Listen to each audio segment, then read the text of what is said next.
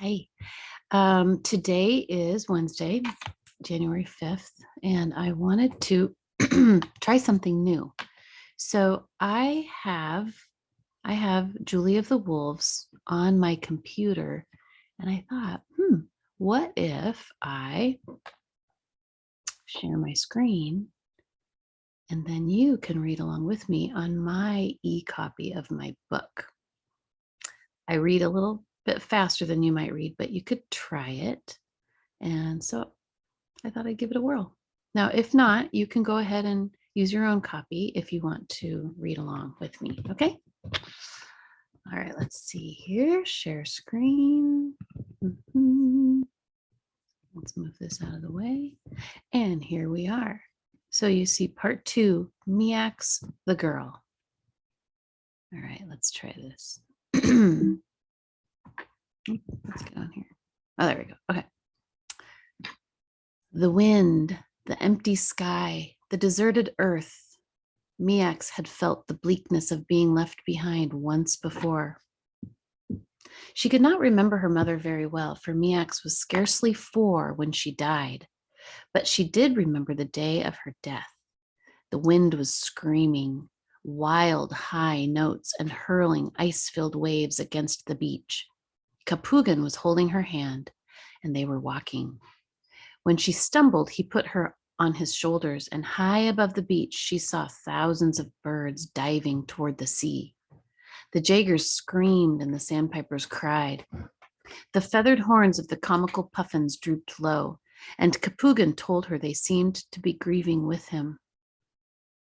She saw this, but she was not sad. She was divinely happy going somewhere alone with Capugan. Occasionally, he climbed the cliffs and brought her eggs to eat. Occasionally, he took her in his arms and leaned against a rock. She slept at times in the warmth of his big sealskin parka. Then they walked on. She did not know how far. Later, Capugan's Aunt Martha told her that he had lost his mind the day her mother died. He had grabbed Miax up and walked out of his fine house in Mikoryuk.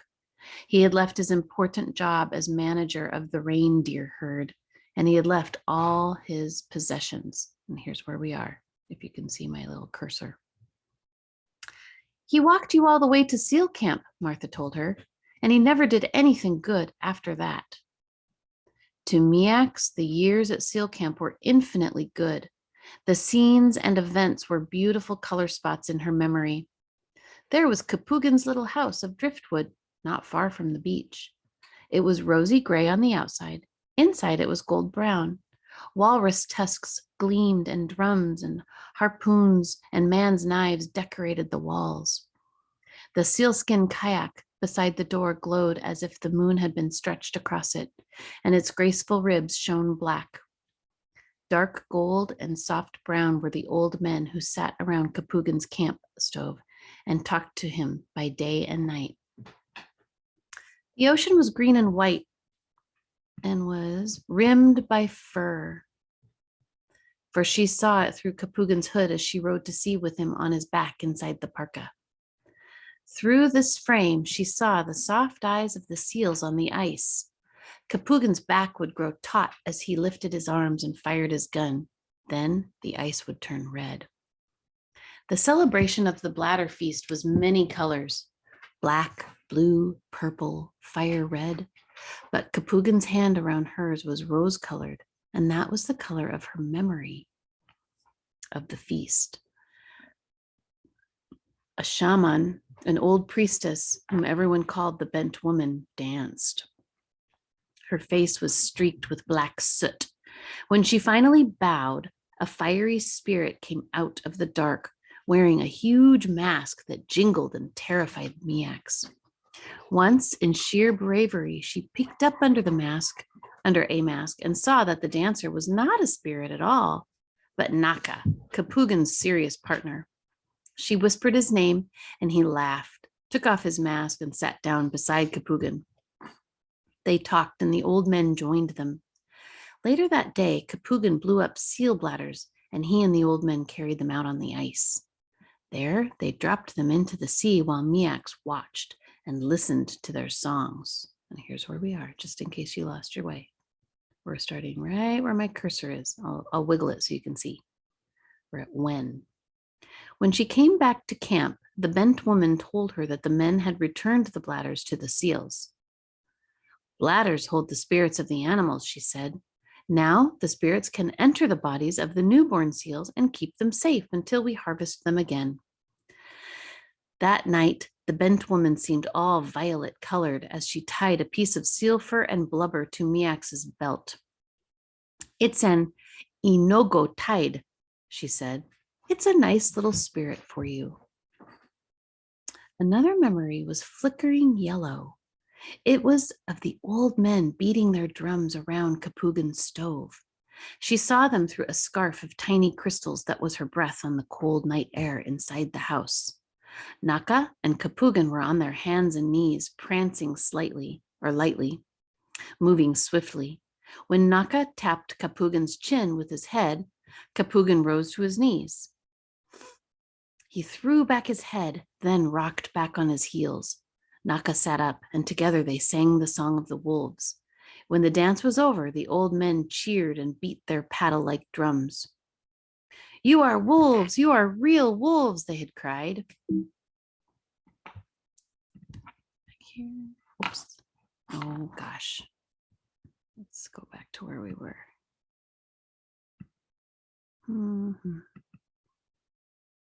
I know we ended on page 45.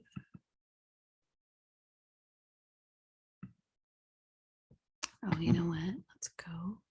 I'm sorry, friends. Let's go up to contents. So we'll go to part 2. And then I will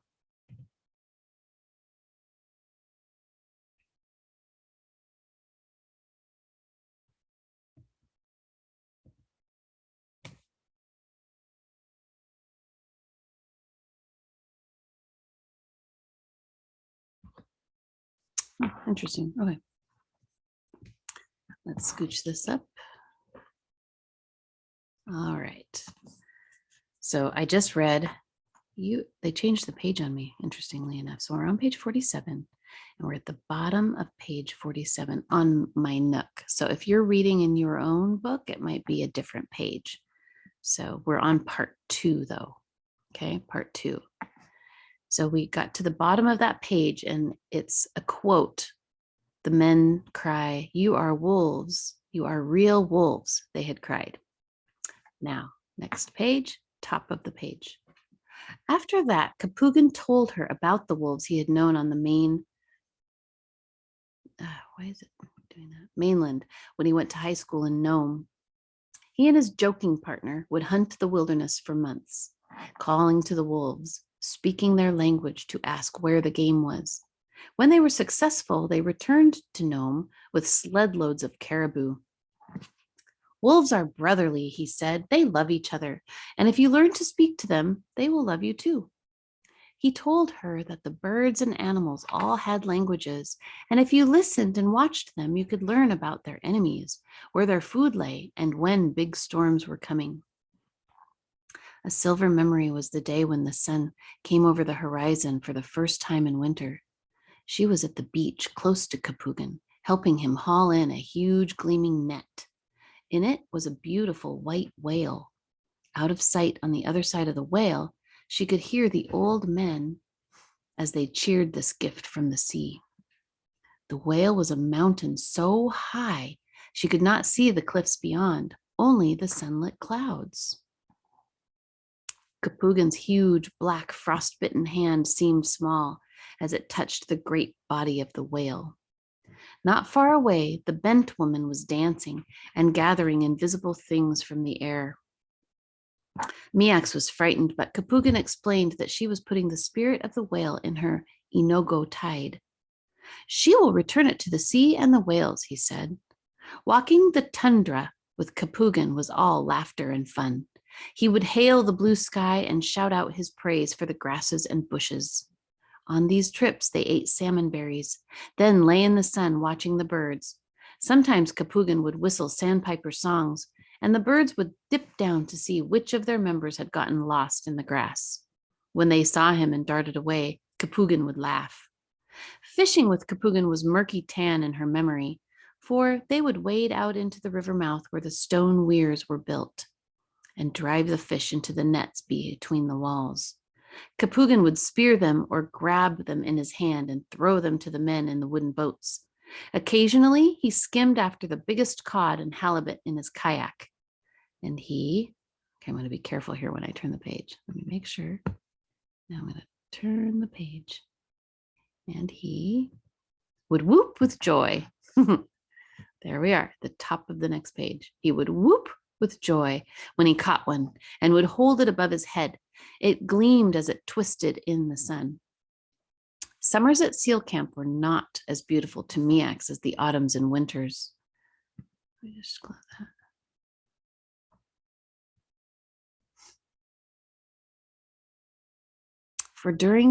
I'll start over. Summers at Seal Camp were not as beautiful to Miax as the autumns and winters, for during this season, many families from Mekioriuk came to Nash Harbor to hunt and fish, and Kapugin was busy. Sometimes he helped people set nets. Sometimes he scouted the ocean in his kayak as he searched for seal colonies. During these hours, Miax was left with the other children on the beach. She played tag and grass ball with them, and she pried prickly sea urchins off the rocks to eat the sweet meat inside. Often she dug for clams, and when Kapugin returned, he would crack them open and smack his lips as he swallowed them whole. The Eskimos from Mekioriuk spoke English almost all the time. They called her father Charlie Edwards, and Miax was Julie, for they all had two names, Eskimo and English. Her mother had also called her Julie, so she did not mind her summer name until one day when Kapugin called her that. She stomped her foot and told him her name was Miax. I am Eskimo, not a Gusak, she had said, and he had tossed her into the air and hugged her to him. Yes, you are Eskimo, he had said, and never forget it. We live as no other people can, for we truly understand the earth. But winters always returned. Blizzards came, and the temperatures dropped to 30 and 40 below zero. Now, boys and girls, imagine 30 or 40 below zero. It got really cold here last week, right? It got down to, I think, 12 degrees. 12 degrees was really cold. If 12 degrees felt really cold, imagine it going 12 degrees lower to zero and then 30 more degrees below that. Wow, that is very cold. So when winters returned, blizzards came and the temperatures dropped to 30 and 40 below zero. And those who stayed at hunting camp spoke only in Eskimo and did only Eskimo things. They scraped hides, mended boots, made boats, and carved walrus tusks. In the evenings, Kapugin sang and danced with the old men, and all of their songs and dances were about the sea and the land and the creatures that dwelled there. One year, probably in September, for the canvas tents were down and the campground almost empty, Kapugin came into the house with a sealskin. It was a harbor seal, but had so few spots that it was a rare prize. We must make you a new coat, he had said. You are getting big. Since your mother is not here to help us, I will do her work. Now watch and learn. The skin was metallic silver gold and so beautiful that even the velveteen parkas of the children from Mekioriuk paled by comparison. Miax stroked it lovingly as Kapugin lay her old coat upon it and began to cut a larger one. As he worked, he hummed, and she made up words about the seal who wanted to be a coat. Presently, they became aware of the distant throb of a motorboat. The sound grew louder, then shut off at the beach. Footsteps crunched. The cold air rushed in the door, and there was Martha, Kapugin's aunt. She was thin, and her face was pinched. Miax disliked her immediately, but was spared the necessity of speaking nicely to her, for Martha had words only for Kapugin. She talked swiftly in English, which Miax barely understood, and she was angry and upset. Martha shook her finger at Kapugin and glanced at Miax from time to time. The two were arguing very loudly when Martha pulled a sheet of paper from her pocket and showed it to Capugan. No, he shouted. We'll see, Martha screamed, turned around, and went toward the boat where a white man waited. Capugan followed her and stood by the boat, talking to the man for a long time. Next morning, Miax was awakened as Capugan lifted her up in his arms and held her close. Gently, he pushed the hair out of her eyes and, speaking softly in Eskimo, told her she was going to live with Aunt Martha. There's a law that says you must go to school, and I guess you should. You are 9 years old, and I must go to war. The government is fighting somewhere. Miax grabbed him around the neck, but did not protest. It never occurred to her that anything that Capugan decided was not absolutely perfect. She whimpered, however. Listen closely, he said. If anything happens to me, and if you are unhappy, when you are 13, you can leave Aunt Martha by marrying Daniel, Naka's son. Naka is going to Barrow on the Arctic Ocean. I shall make arrangements with him. He is like me, an old-time Eskimo who likes our traditions. He will agree. Miax listened carefully. Then he put her down and hastily packed her. Let me just make sure. Packed her bladder bag. Excellent. Wrapped her in an oilskin against the wild spray of the sea and carried her to the boat. She sat down beside Martha and stared bravely at Capugan. The motor started and Capugan looked at her until the boat moved. Then he turned his back and walked quickly away. The launch sped up a huge wave, slammed down into a foaming trough, and Capugan was no longer visible. Here's this word trough. I want you to look at how it is spelled. T-R-O-U-G-H, trough. With that, Miax became Julie. She was given a cot near the door in Martha's little house and was soon walking to school in the darkness. She liked to learn the printed English words in books, and so a month passed rather happily. One morning when the air was cold and the puddles around the house were solid ice, an old man from SEAL camp arrived at the door. He spoke swiftly to Martha, then pulled his hood tightly around his face and went away.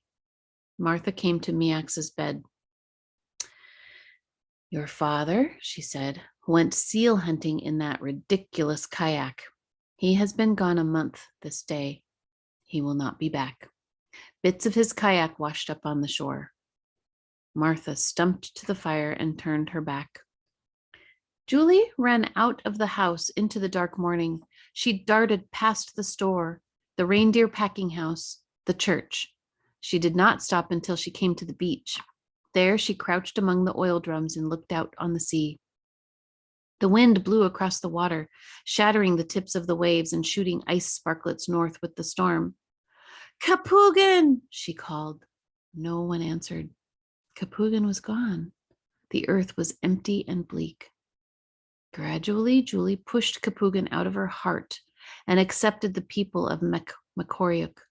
The many years in SEAL camp alone with Capugan had been dear and wonderful, but she realized now that she had lived a strange life. The girls her age could speak and write English, and they knew the names of presidents, astronauts, and radio and movie personalities who lived below the top of the world. Maybe the Europeans once thought the earth was flat, but the Eskimos always knew it was round. One only needed to look at the earth's relatives, the sun and the moon, to know that. One day, as she walked home across the snowy town, she caught up with her schoolmates, Judith and Rose. Their boots squeaked in the cold, and their voices sounded far away, for the temperature was far below zero. Judith invited her into her house, and the three of them huddled close to the oil stove. Judith and Rose chatted, but Julie's eyes wandered around the room, and she saw for the first time a gas cooking stove, a couch, framed pictures on the wall, and curtains of cotton print. Then Judith took her into her own room, and she beheld a bed with a headboard, a table, and a reading lamp. On the table lay a little chain on which hung a dog, a hat, and a boat. This she was glad to see, something familiar. What a lovely I-no-go tide, Julie said politely. A what? asked Judith. Julie repeated the Eskimo word for the house of the spirits. Judith snickered. So snickering is like a type of laughing, but it's not a nice type of laughing. It's like kind of a way of laughing at somebody that's not kind. Judith snickered. That's a charm bracelet, she said. Rose giggled and both laughed derisively or derisively. It's pronounced different ways. So if you're laughing in a derisive manner or a derisive manner, that means you're doing it to make fun of somebody. It's not kind. It's like you're laughing at them. So snickering and laughing derisively is the same. And here's the word derisively. There it is. Julie felt the blood rush to her face as she met for the first, but not the last time, the new attitudes of the Americanized Eskimos. She had much to learn besides reading. That night, she threw her Enogo-tide away. English and math came easily to her, and by the end of the year, Julie was reading and writing. That summer, she worked at the mission beside the church, sweeping the floor and greeting the visitors from the lower states who came to see real Eskimos. She read the encyclopedia when there was nothing else to do. The next year, Julie worked at the hospital on weekends. After school, she cut out dresses in the domestic science room and sewed them on the electric machines. She bobbed her hair and put it in rollers to make the ends curl. One Sunday, as she was coming home from the hospital, a Jeep pulled up beside her and a Gussack hailed her. So boys and girls, in case you haven't figured it out, the word Gussack means a white person. That's what that means. So a Gussack came out. A Gussack hailed her. He leaned on the steering wheel, a warm smile on his face. I'm Mr. Pollock. I own stock in the Reindeer Corporation here on the island, he said, and I have a daughter your age. The last thing she asked me before I left San Francisco was to find a girl in the town of Macoriuk on Nunavik Island and ask if she would like to exchange letters. How about being her pen pal? Julie needed no explanation for that term. Many letters came into the mission from children in the States who wanted to write letters. She had never done so before, but now she was ready. I would like that, she answered. My daughter's name is Amy, he said, taking a letter from his inside pocket.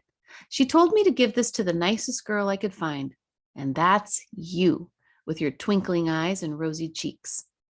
Julie smiled and slowly took the extended letter, then skipped off to open it in the privacy of the mission library. She was enchanted by what she read. Hello, my new friend. I am Amy Pollock, and I have blue eyes and brown hair. Next month, I will be 12 years old, and I hope I'll be 5 feet tall by then. I have 1/4 of an inch to go. I wear a size 9 dress and a size 6 shoe, which my mother finds embarrassingly big. Frankly, I like my big feet. They get me up and down the steep hills of San Francisco and shoot me through the water like a frog when I swim. I am in the 8th grade and am studying French. I hate it, but would like to learn Eskimo. My father goes to Alaska often, and he has taught me a few words. They are pretty words that sound like bells, but I can't spell them. Can you? How do you spell the word for daylight? Quack? Or Quaq? I take dancing lessons, which I love, and I also like to play baseball with the kids that live on our hill. When I grow up, I think I'll be a dancer, but it is an awful lot of work. One of the dancers at the San Francisco Opera House said so maybe I'll be a school teacher like my aunt and have the whole summer off. Last month at school, we saw your island on a television show. It was so beautiful with the birds flying over it and the flowers blooming on its hills that I wanted to write to someone who lives there, a girl like me. Here is a picture of my house. That is me standing on 1 foot on the patio wall. Please write soon. Your new friend, Amy. And here's her name, Amy. P.S. When are you coming to live with us in San Francisco? And P.S. stands for postscript. Post means after and script means writing. So after all the writing's done, and you forget something, you write a PS, like, oh yeah, I wanted to say this. That's what PS means. Oh gosh. Well, I think that's where I will leave since I've lost my place again. I'll stop sharing. So, boys and girls, I hope you enjoyed that rendition of Julie of the Wolves. And if you want to, read along. All right. Have a good day. And don't forget to show me a picture of your snowman that you've built. I hope that you've built. All right. Bye-bye.